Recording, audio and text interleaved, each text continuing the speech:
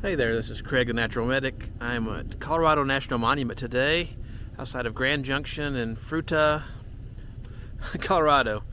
Interesting little national monument. That's not very large, it's like 20,000 acres, but protects some interesting places outside the towns of Grand Junction and Fruita. I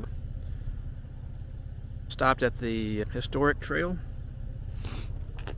and according to the sign, they used to drive cattle up the side.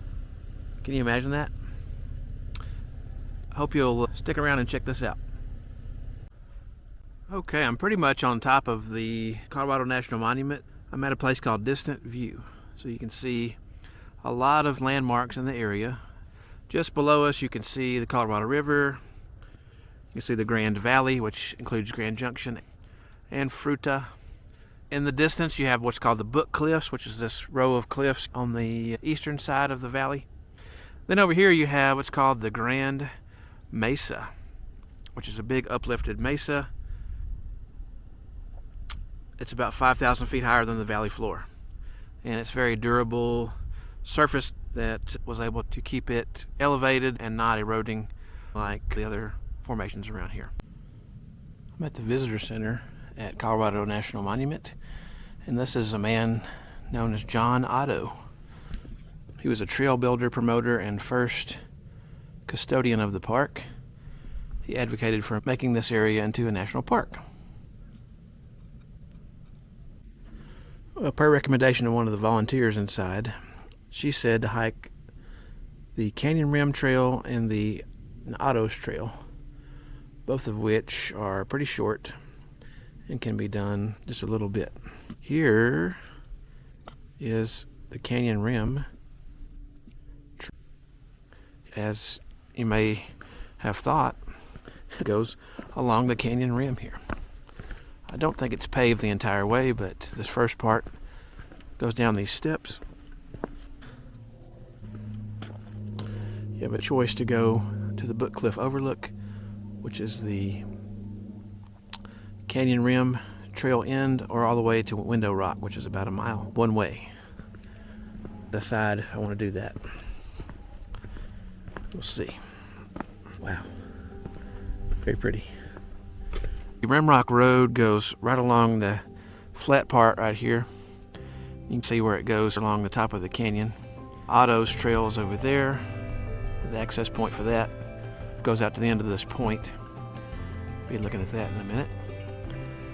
But for now, let's check out the Canyon Rim Trail and possibly the Window Trail. Well, one of the interesting things about Colorado National Monument is being right here by Grand Junction and Fruita.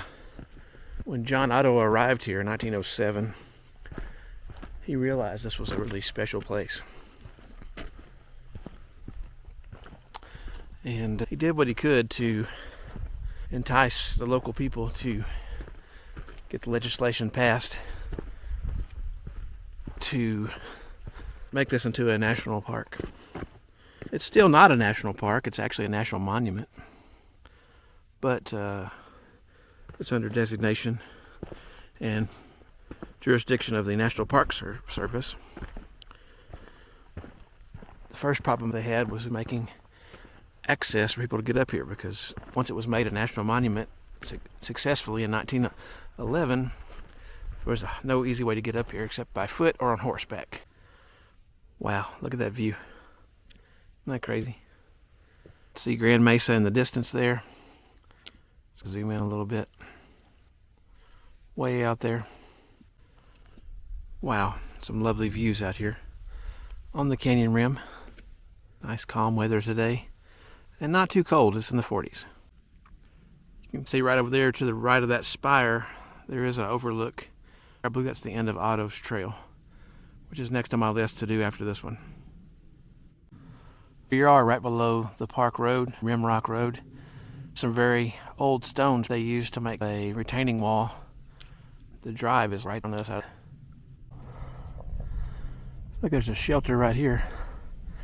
This might be the Book Cliffs shelter where you can see the Window Rock further down.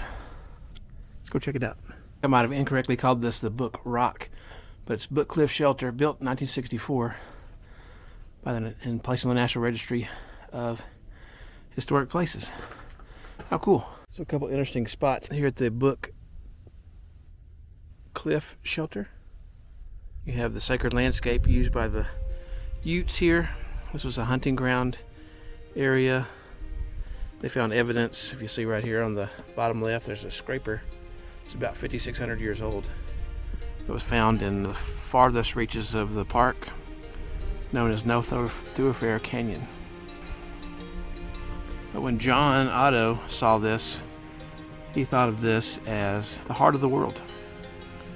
You have several named features here. To the right, leaning over towards the end of the Otto Trail, is called the pipe organ. Then you have praying hands down here below.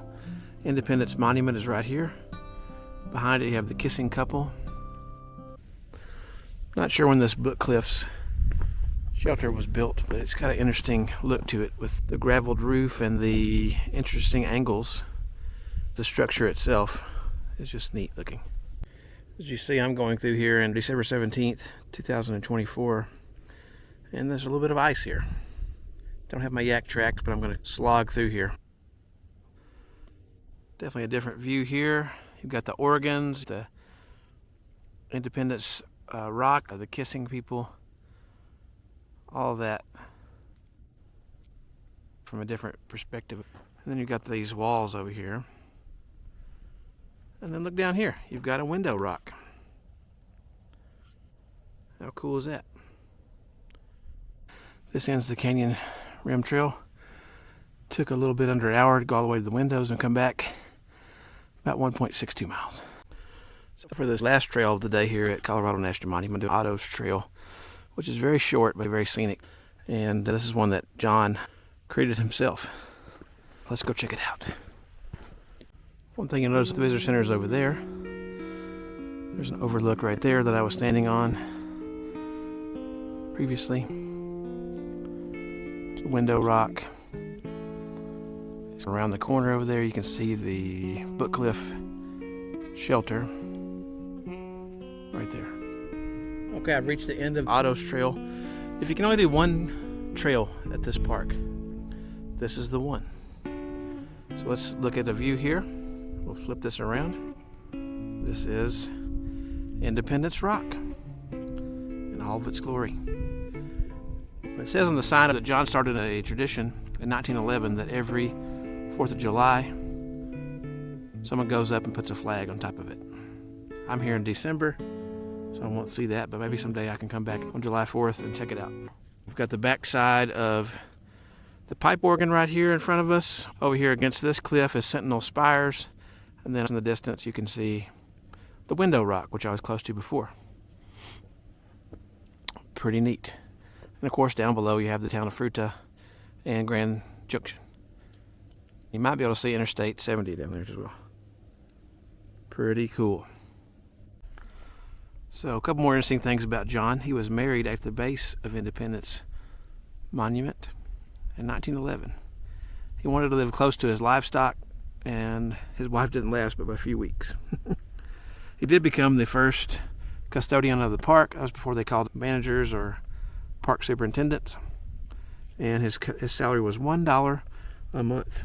His route, if you want to look at it on the map or on the picture, goes up there. Followed natural cracks and chimneys. He did insert some pipes. It's still used as Otto's route today, but the pipes have been removed for safety. One thing I did notice is there's more ice and snow on this because there's more shaded spots than there is on the Canyon Rim Trail. Use caution depending on when you come up here, if it's winter time. Definitely some different views than you would have gotten on the other side. So that was Otto's Trail. It was about 3/4 of a mile round trip. Took me about 26 minutes, including time to dilly-dally at the point and film a little bit. Use caution during inclement weather such as snow and ice. Make sure to pack some traction devices. Overall, not too bad of a hike, not really challenging. You're already up here on top of the monument, so not a big deal. Okay, we're going to continue Driving down the Rimrock Road on top of Colorado National Monument. Here we go. Climbing Independence. Ray Kennedy was Otto's climbing partner. He had a photographer named Whipple Chester. He was the first person to summit Independence Monument. He had been 5 years in the area, was able to get support. President William H. Taft establishing Colorado National Monument. You can see here people follow this same route and go to the top every year. Independence Monument over time has been shaped in certain ways. You have Wedding Canyon here in front of us, which is where they got married. The future Independence Monument will be straight ahead. As with most things in the desert Southwest, erosion and weathering had an important part of the story here. If you look on this bottom rendering, Monument Canyon was to the right. Streams went through, carving and freezing and melting. Independence Monument, what it is today. Well, we're getting a backside view of the Independence Monument. This is from the Grand View area.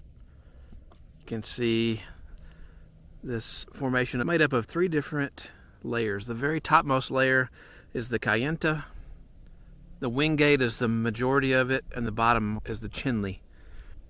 And here in the foreground, this particular, which I believe is the kissing couple, the top of it is Kayenta and the Wingate. Then if you shift your view over here, you have Kayenta on top, Wingate, Chinle.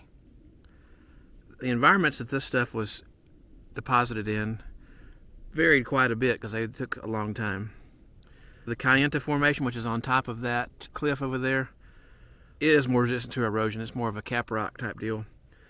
Deposited by a high energy braided river system similar to Rio Grande in New Mexico. The next layer was deposited in a desert environment like North Africa. And which is down there in the bottommost portion was deposited in more of a jungle type environment, similar to coastal environments of South Africa or South America. Pretty interesting. Definitely glad I stopped at this Grand View to get a good view as the sun's going down. So I'm at the Coke Ovens Overlook. Interesting thing about it is they're actually not coke ovens. It's interesting in our mind's eye what we can see from shapes in the landscape, and people that first saw this look like coke ovens. And coke ovens, in case you're wondering, look like this on the sign. They are man-made structures that were used to transform coal into coke, which is a fuel that produces little or no gas when burned.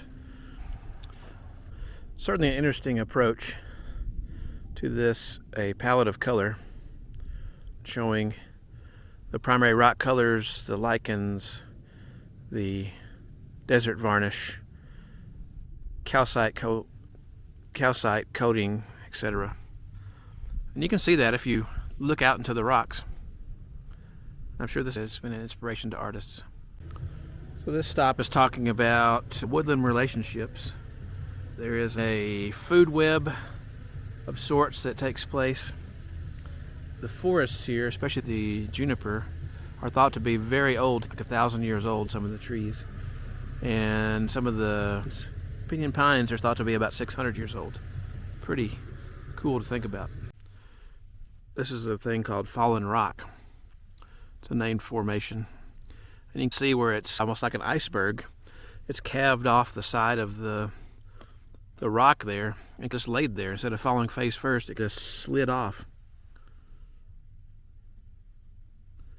And contrary to what you might think, it probably slid off over many centuries instead of just seconds.